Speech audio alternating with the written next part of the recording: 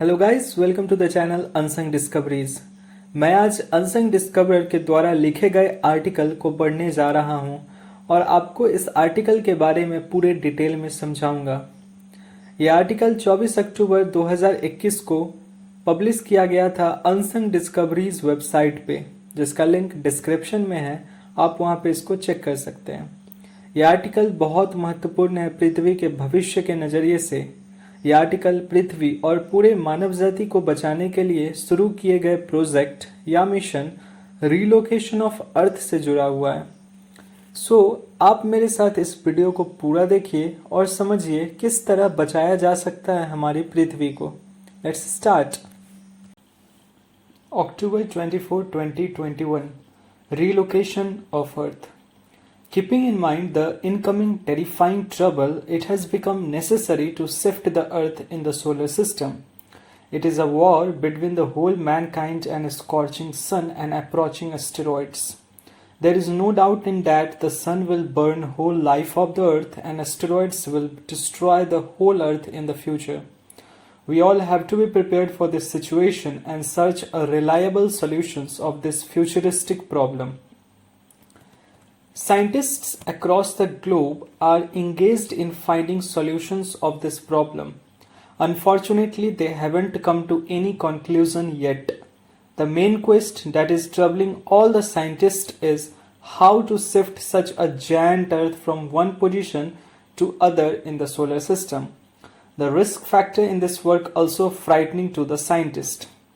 Unsung discoverer द्वारा लिखे गए इस आर्टिकल में सबसे पहले बताया गया है कि आने वाले भविष्य में हमारी पृथ्वी पे दो खतरों का बादल मंडराएगा।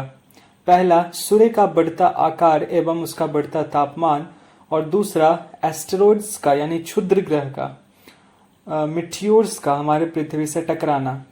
अनसंग डिस्कवरर और सभी साइंटिस्ट्स अभी दुनिया में इस बात से बहुत परेशान हैं कि आने वाले समय में इन दो खतरों से कैसे बचा जाए।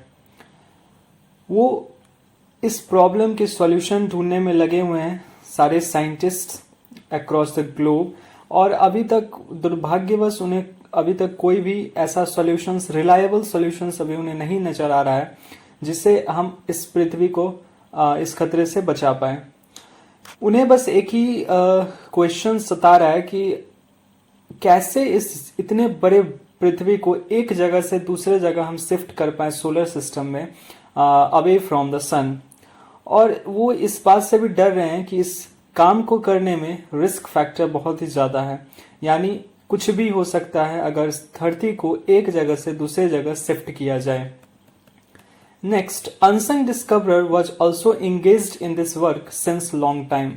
After 3 years of deep research, he succeeded in solving the theoretical and calculative part and put forth some formulae and data related to this project, Relocation of Earth, named by Unsung Discoverer. Unsung Discoverer भी इस काम में बहुत सालों से लगे हुए हैं और उन्होंने 3 ईयर के डीप रिसर्च में वो सक्सीड कर गए हैं इस प्रोजेक्ट के, इस काम के थियोरेटिकल और कैलकुलेटिव पार्ट या इस पजल को सॉल्व करने में। उन्होंने कुछ डेटा सामने रखे हैं और कुछ फॉर्मूला उन्होंने दिया है इसके रिलेटेड इस प्रोजेक्ट का, जिसका नाम उन्होंने रखा है relocation of earth. It is named by unsung discoverer. Unsung discoverer said resemblance of the solar system with Bohr's model of an atom solve our theoretical puzzle of this project. तो unsung discoverer ने इस काम को किया है। उन्होंने जो theoretical puzzle को उन्होंने सॉल्व किया इस प्रोजेक्ट के, उनका मानना है कि अगर हम सोलर सिस्टम के आकार को अगर और बोर्स मॉडल के द्वारा दिए गए स्ट्रक्चर ऑफ एटम के आकार को अगर हम देखें तो दोनों में बहुत तरह की समानताएं पाई जाती है। और अगर हम इसी कॉन्सेप्ट को मान के चले, इसी बात को अगर मान के चले, तो हम इस प्रोजेक्ट के थ्योरेटिकल डेटा को और फॉर्मूलेज को निकाल पाएंगे। According to Unsung Discoverer, there is a pretty much similarity between the solar system and the structure of an atom. यानी स्ट्रक्चर ऑफ एटम जो बोर मॉडल के द्वारा दिया गया था और सोलर सिस्टम का आकार लगभग मिलता ही जुलता है। अगर हम किसी एक एटम में देखें तो अनसंग डिस्कवरर ने नेक्स्ट लिखा है कि if we look in an atom according to Bohr's model we found that there is a nucleus present at the centre around which numerous electrons is revolving in different orbits circular due to electrostatic force of attraction which is given by Fe is equal to k q1 q2 by r square। यानी अगर हम Bohr's model के हिसाब से, Bohr's model के नजरिए से structure of atom को देखें तो बोर्स मॉडल कहता है कि इस एटम में न्यूक्लियस सेंटर में प्रेजेंट होता है और उसके इर्द गिर्द सर्कुलर ऑर्बिट में इलेक्ट्रॉन्स चक्कर लगाते हैं। डिफरेंट ऑर्बिट में डिफरेंट बहुत सारे इलेक्ट्रॉन्स रहते हैं और वो न्यूक्लियस के चारों ओर चक्कर लगाते हैं due to electrostatic force of attraction. वहां पे जो फोर्स काम करता है वो है electrostatic force of attraction. Similarly in our solar system the sun as a nucleus is present in the center around which numerous planets as and electrons are revolving in different orbits circular due to gravitational force of attraction which is given by Fg is equal to g m1 m2 by r square। Similarly अगर हम solar system में भी देखें तो वहां भी nucleus की तरह हमारा जो सूर्य है वो सोलर सिस्टम के मध्य में प्रेजेंट होता है और उसके इर्द गिर्द न्यूमरस प्लैनेट्स डिफरेंट ऑर्बिट में चक्कर लगाते हैं बिल्कुल इलेक्ट्रॉन्स की तरह। और वहां पे यहाँ पे जो फोर्स काम करता है सोलर सिस्टम में and that is gravitational force of attraction जिसकी वैल्यू दी गई है Fg is equal to G m1 m2 by r square. Next, beside structural similarity, unsung discoverer also exploits theoretical similarity to find the required data. Unsung discoverer use formulas of Bohr's model of an atom like mvr is equal to nh by 2 pi and mv square by r is equal to k q1 q2 by r square। तो unsung discoverer ने ये बताया कि जो हम structural similarity तो है ही structure of atom में और सोलर सिस्टम में, बिसाइड उन्होंने बोर्स मॉडल के द्वारा दिए गए दो फॉर्मूलाज को भी उन्होंने इसको यूज किया सोलर सिस्टम में अप्लाई करने के लिए and that formula is mvr is equal to nh by 2 pi and mv square by r is equal to k q1 q2 by r square। Before applying these formulas in case of solar system, unsung discoverer felt needs to calculate two things. First, value of n for different planets, that is calculation of orbit in which different planets are present, and second one is value of h, that is Planck's constant for the solar system, whose value is different from the value of Planck's constant 6.62607004 into 10 to the power minus 34 meters square kg per second given by scientist Max Planck। तो जब unsung discoverer ने जब Bohr's model के द्वारा दिए गए formulas में जब सोलर सिस्टम में जब वो पुट करने गए तो वहां पे उन्होंने दो चीज की जरूरत समझी। पहला value of n and second one is value of h. यानी एन का मतलब यहाँ पे ये है बोर्स मॉडल में एन रिप्रेजेंट करता है डिफरेंट ऑर्बिट्स में। अगर कोई इलेक्ट्रॉन फर्स्ट ऑर्बिट में चक्कर काट रहा है तो उसका एन की वैल्यू 1 होती है। अगर कोई इलेक्ट्रॉन 10th ऑर्बिट में चक्कर काट रहा है उसकी वैल्यू एन होगी। सो अगर हम सोलर सिस्टम में इस बात को देखें तो डिफरेंट प्लैनेट्स डिफरेंट ऑर्बिट में चक्कर लगा रहे हैं और सभी का स्पेसिफिक एन वैल्यू है। सभी किसी न किसी अलग अलग ऑर्बिट्स में चक्कर लगा रहे हैं, जिसकी वजह से हमें अभी तक ये सोचते आ रहे हैं कि एन की वैल्यू अगर हम देखें तो मरकरी के लिए 1 होनी चाहिए, वीनस के लिए 2, अर्थ के लिए 3 एंड मार्स के लिए 4 एंड जुपिटर के लिए 5 एंड सो ऑन। बट आगे अनसंग डिस्कवरर ने इस बात को गलत ठहराया है, हम देखेंगे। Second one is value of H. जब प्लैंक्स कांस्टेंट ने सोलर सिस्टम में दो फॉर्मूलेस को अप्लाई किया तो उन्होंने जाहिर सी बात है कि जो वैल्यू ऑफ एच जो बहुत ही ज्यादा लो है किसी एक एटम्स के लिए 6.62607004 into 10 to the power minus 34 metre square KG per second जो साइंटिस्ट मैक्स प्लैंक के द्वारा दिया गया था, ये सोलर सिस्टम में इस वैल्यू ऑफ एच से कुछ भी रिजल्ट सामने नहीं आ पाएगा। सो अनसंग डिस्कवरर ने ये फेल्ड किया कि एक नए वैल्यू ऑफ एच का निर्माण किया जाए। Unsung discoverer use this reliable data as given in table. तो उन्होंने कुछ डेटाज का यूज किया है जो उन्होंने आगे इसको यूज किया, तो ये कुछ डेटा एक्चुअल एग्जैक्ट डेटा है जो अनसंग डिस्कवरर ने यूज किया है। हालांकि बहुत सारे डेविएटेड डेटा भी साइट्स पे प्रेजेंट है। जैसे सन का मास उन्होंने लिया है 1.9885 इंटू 10⁻30 kg। मरकरी का मास लिया है 3.3011 इंटू 10⁻23 kg। एंड मरकरी का जो दूरी है, डिस्टेंस है सन से, वो है 57.91 मिलियन किलोमीटर। उन्होंने इस डेटा का यूज किया है। मरकरी का ऑर्बिटल स्पीड उन्होंने लिया है 47.36 किलोमीटर पर सेकेंड। सिमिलरली वीनस का mass, distance from the sun and orbital speed use किया है, अर्थ का यूज किया है, मार्स का यूज किया है, जुपिटर का यूज किया है। यहाँ पे ध्यान देने वाली बात यह है कि जो मार्स का उन्होंने मास लिया है दैट इज 5.12983521 इंटू 10⁻24 kg। ये एक डेविएटेड डेटा है, यानी साइंटिस्ट मानते हैं कि मार्स का जो मास है वो in the power of 10⁻23 kg है, बट उन्होंने अनसंग डिस्कवरर ने मार्स के मास को 10⁻24 के टर्म्स में लिया है। यानी ये जो डेटा है वो अनसंग डिस्कवरर ने डेविएट करके, एक्चुअल डेटा से डेविएट करके उन्होंने इसका यूज किया है। फिर उन्होंने एन और एच वैल्यू कैलकुलेट करने के लिए दो फॉर्मूला यूज किया है, एंड दैट जो बिल्कुल सिमिलर है स्ट्रक्चर ऑफ एटम्स के फॉर्मूला से। पहला formula n lambda is equal to 2πr and second formula is from de Broglie hypothesis, wavelength is equal to h/mv, lambda is equal to h/mv, where lambda is de Broglie wavelength. And letting n is equal to n of mercury be 1, unsung discoverer succeeded in calculating the two required value which is given in the table. So unsung discoverer ने ये माना है कि सूर्य का सबसे पास वाला जो ग्रह है वो है मरकरी, और वो सूर्य के जो डिफरेंट ऑर्बिट सोलर सिस्टम में प्रेजेंट है उसके पहले ऑर्बिट में मरकरी सूर्य के चारों तरफ चक्कर लगा रहा है। So n value of Mercury unsung discoverer ने 1 माना है, और इसी से रिलेटेड इसको रिस्पेक्ट मान के उन्होंने अदर प्लैनेट्स के एन वैल्यू को कैलकुलेट किया है, और Planck's constant for the solar system यानी एच वैल्यू को भी उन्होंने कैलकुलेट किया है।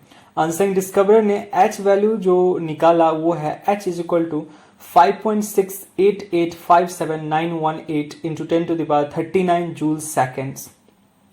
और एन वैल्यू उन्होंने निकाला डिफरेंट प्लैनेट्स के लिए। मरकरी को उन्होंने फर्स्ट ऑर्बिट में माना, उसके रिस्पेक्ट में वीनस 21st ऑर्बिट में प्रेजेंट है। यानी अगर हम अभी तक हम ये सोच रहे थे कि मरकरी फर्स्ट ऑर्बिट में है तो वीनस सेकंड ऑर्बिट में, अर्थ थर्ड ऑर्बिट में, बट अनसंग डिस्कवरर ने इस बात को गलत ठहराया है। Mercury is in first orbit, Venus is in 21st orbit, earth 28th orbit में है, मार्स 31st ऑर्बिट में है, and Jupiter in 21,333rd orbit में है। सो अभी तक हम ये मान रहे थे कि जुपिटर हमारे सोलर सिस्टम का के 5वें ऑर्बिट में प्रेजेंट है, वो बात बिल्कुल गलत है। जुपिटर 21,333rd ऑर्बिट में प्रेजेंट है। After getting value of n and h, now it's time to calculation of energy of the different orbits in which planets are revolving. For this, unsung discoverer use formulas like, ये सारे theory, ये सारे data, ये सारे formulas जो है वो actual उनका मकसद यही था, अनसंग डिस्कवरर का मकसद यही था कि energy of the different orbit का कैलकुलेशन किया जाए। अगर हम इस बात को समझें तो समझिए कि स्ट्रक्चर ऑफ एटम में हम देखते थे, जो हम लोगों ने पढ़ रखा है, उसमें देखा है कि जो इलेक्ट्रॉन्स है जो न्यूक्लियस के पास में प्रेजेंट होते हैं वो लोअर ऑर्बिट में पाए जाते हैं, और जो न्यूक्लियस के दूर होते हैं वो हायर ऑर्बिट में प्रेजेंट है। सो अगर और डिफरेंट ऑर्बिट का स्पेसिफिक एनर्जी है, जैसे न्यूक्लियस के सबसे पास वाले ऑर्बिट का एनर्जी है -13.6 इलेक्ट्रॉन वोल्ट, और न्यूक्लियस के सबसे दूर वाले ऑर्बिट यानी जो इन्फिनिट पे जो ऑर्बिट है उसका एनर्जी होता है 0।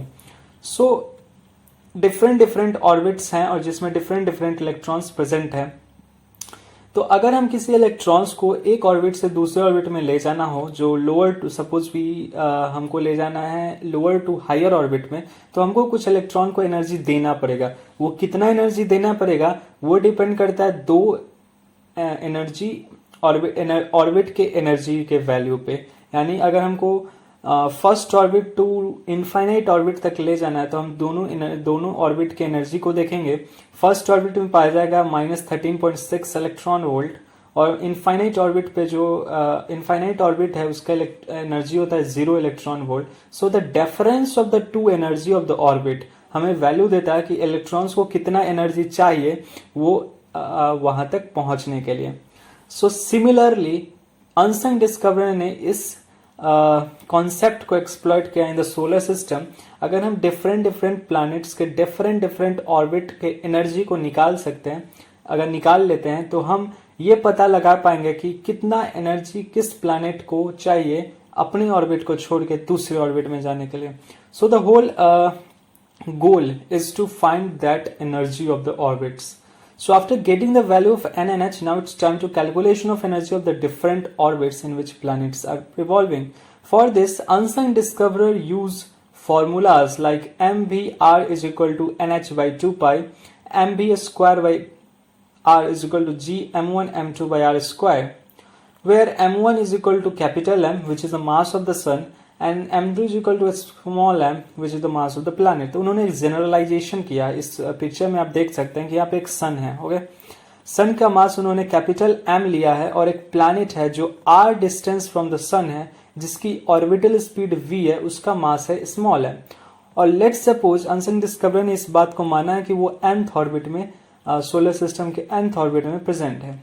अब वो सारे फॉर्मूलाज इसको जनरलाइजेशन करके निकाला है. जैसे radius of the nth orbit वो कितना रेडियस में प्रेजेंट है उसका फॉर्मूला उन्होंने दिया है r is equal to n square h square divided by 4 pi square capital G capital M into small m का होल स्क्वायर.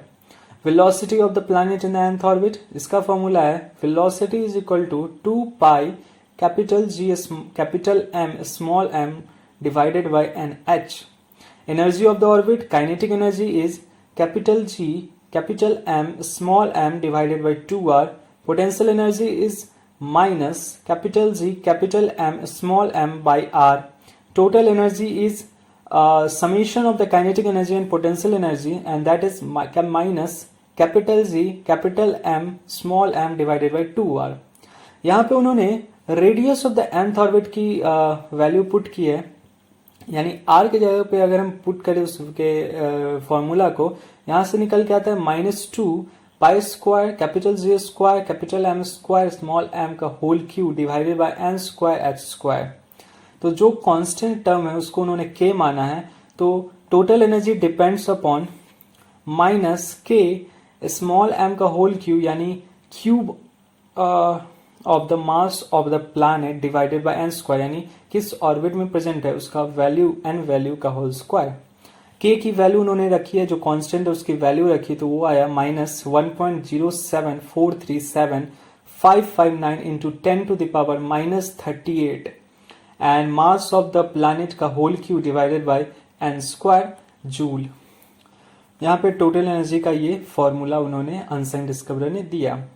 अब अन्संग डिस्कवरर ने जब इस काम को कर रहे थे, जब इस वैल्यू को निकाल रहे थे, तो वो देख रहे थे कि एनर्जी का यूनिट बहुत बड़े बड़े यूनिट्स में आ रहा है, मतलब बहुत ज़्यादा पावर्स में आ रहा है.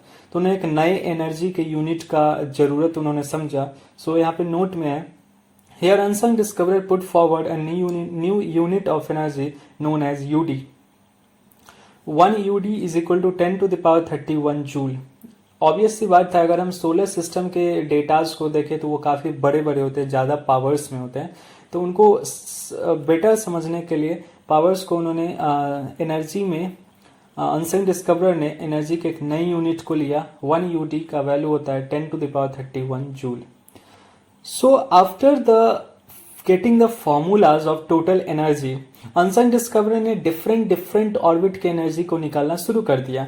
सबसे पहले उन्होंने अर्थ के ऑर्बिट की एनर्जी को निकाला. उन्होंने पाया कि जो अर्थ 28th ऑर्बिट में प्रेजेंट है हमारे सोलर सिस्टम में, उस ऑर्बिट की एनर्जी यानी उस धरती की एनर्जी, जिस एनर्जी से वो सोलर सिस्टम में चक्कर लगा रहा है सूर्य के, वो एनर्जी है -291.93098 UD. यहाँ माइनस का मतलब आप ये समझिए कि ये मैग्नीट्यूड नहीं है, माइनस शो कर रहा है यहाँ पे कि वो जो फोर्स ऑफ अट्रैक्शन को शो कर रहा है, यानी अट्रैक्शन की वजह से धरती सूर्य के चारों चक्कर लगा रहा है, इसलिए एनर्जी माइनस में आ रहा है.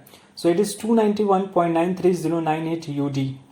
Energy of the Mars orbit उन्होंने निकाला -295.426307 UD, जो Mars 31st orbit of the planet में प्रेजेंट है. After the getting the energy of the Earth orbit and Mars orbit, the unsung discoverer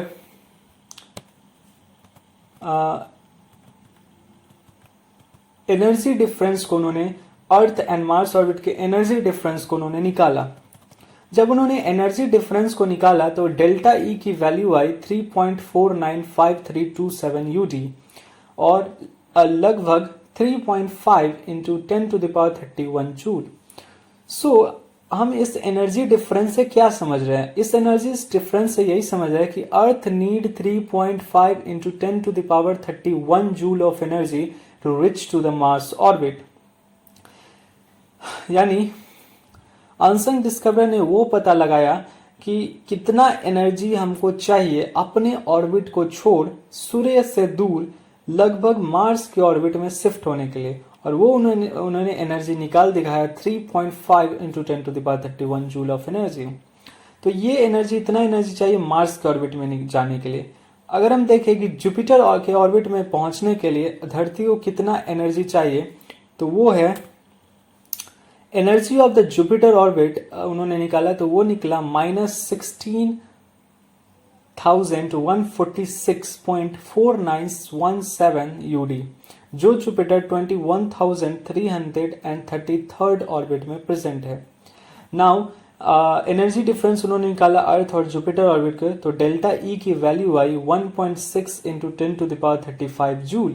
यानी अर्थ needs about 1.6 into 10 to the power 35 joule of energy to reach to the Jupiter orbit. In future, if we want to shift the Earth from its orbit to the Mars orbit, we have to provide 3.5 into 10 to the power 31 joule of energy. जो unsung discoverer ने अपने data को निकाला, उन्होंने यहाँ पे conclude किया है to Earth by any means. अब scientist provide us some ways by which problem shifting can be solved. After getting the theoretical, after succeeding in solving the theoretical puzzle, now its engineering problem arrive. यानी कैसे हम इस energy को धरती को provide कर पाए कि वो अपने ऑर्बिट को छोड़ सूर्य से दूर लगभग मार्स के ऑर्बिट तक पहुंच जाए. अगर हम उसके ऑर्बिट से पहले भी करना चाहते हैं तो लगभग 3.5 into 10 to the power 28, 30, 29 ऐसा जूल ऑफ एनर्जी तो प्रोवाइड करना पड़ेगा. So the question is how we provide this. ये भी all over the globe scientist के लिए बहुत बड़ी प्रॉब्लम की बात है कि शुरू में हमने यही देखा कि इतने बड़े पृथ्वी को एक जगह से दूसरी जगह इतनी एनर्जी कैसे प्रोवाइड करके शिफ्ट कर पाए. साइंटिस्ट ने इसके लिए कुछ रास्ते सुझाए हैं, उस पर अगर हम नजर डालें तो पहला है रीडायरेक्टिंग एस्टेरॉइड्स. यानी अगर हम किसी एस्टेरॉइड्स को धरती के करीब से पास करवाते हैं तो नॉर्मल रिएक्शन वगैरह या अपना कुछ एनर्जी अर्थ को इम्पार्ट करके एस्टेरॉइड चला जाएगा. लेकिन the main problem in that, इसमें बहुत ज़्यादा प्रॉब्लम है. सबसे पहली बात है कि बड़े बड़े एस्टेरॉइड्स को धरती की तरफ रीडायरेक्ट करना एक बहुत ही खतरे की बात है. अगर किसी मिसकैलकुलेशन अगर थोड़ा भी हो जाए तो एस्टेरॉइड्स हमारे धरती से टकरा सकता है, जिससे सूर्य खत्म करे पहले इस धरती को, हम एस्टेरॉइड्स ही हमें खत्म कर देंगे. और इतने बड़े एस्टेरॉइड्स को बहुत बार मिलियंस ऑफ टाइम धरती के करीब से गुजारना पड़ेगा, तब वह इतना एनर्जी दे पाएगा कि वो धरती अपने ऑर्बिट को छोड़कर दूसरे ऑर्बिट में चले जाए. Second one is sailing on light. Third is interplanetary billiard or gravitational slingshot and use of numerous rockets and jet thrust. इसके बारे में डिटेल में वेबसाइट्स पे दिया जाएगा, आप वहाँ पे चेक कर सकते हैं. तो ये कुछ वे हैं कि साइंटिस्ट सुझाते हैं कि ऐसा हम कर सकते हैं धरती के साथ, बट इनमें से कोई भी रिलायबल अच्छा मतलब संतुष्ट करने वाला कोई भी वे नहीं है. इससे काम नहीं बनेगा. अनसंग डिस्कवरर ऐसा सोचते हैं कि वो जल्द ही इसका रास्ता निकाल पाएंगे और नेक्स्ट आर्टिकल में इस बात को बताया जाएगा. Thank you very much.